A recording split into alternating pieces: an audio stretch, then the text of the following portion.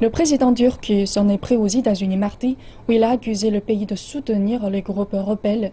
Les États-Unis ont de leur côté rejeté les accusations et déclaré qu'ils travaillaient étroitement avec la Turquie.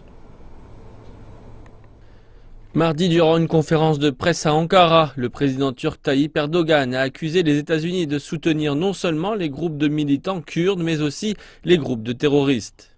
Que disaient les forces de la coalition au début? Ils disaient « Nous combattrons l'organisation terroriste Daesh jusqu'à la fin ». En fait, ils étaient en train de nous accuser de soutenir Daesh. Aujourd'hui, ils ont tous disparu. Et au contraire, ils donnent leur soutien aux groupes terroristes dont Daesh, l'YPG, le PYD. C'est très clair. Nous avons des preuves confirmées avec des images, des photos et des vidéos. Les États-Unis ont rapidement répondu avec une déclaration qui ne rejetait pas que les accusations, mais qui affirmait également qu'ils travaillaient très étroitement avec la Turquie. Je trouve cela absurde pour être honnête. Il n'y a aucun fondement comme vous pouvez tous l'imaginer. Et en fait, nous travaillons de manière constructive avec la Turquie, vous savez, pour mener ces efforts. Et la Turquie joue son rôle. Et nous avons des discussions et un dialogue constant avec la Turquie pour savoir comment nous pouvons renforcer nos actions.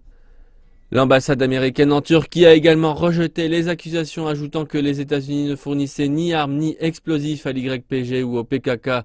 La Turquie considère le groupe de militants kurdes YPG comme une organisation terroriste liée au PKK, tandis que les États-Unis ont été en contact avec l'YPG et pensent que le groupe contribue à la lutte contre l'État islamique en Syrie.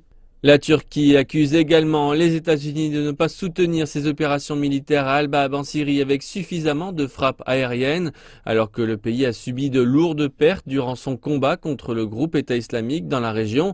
14 soldats turcs ont récemment été tués par des attaques suicides de l'EI.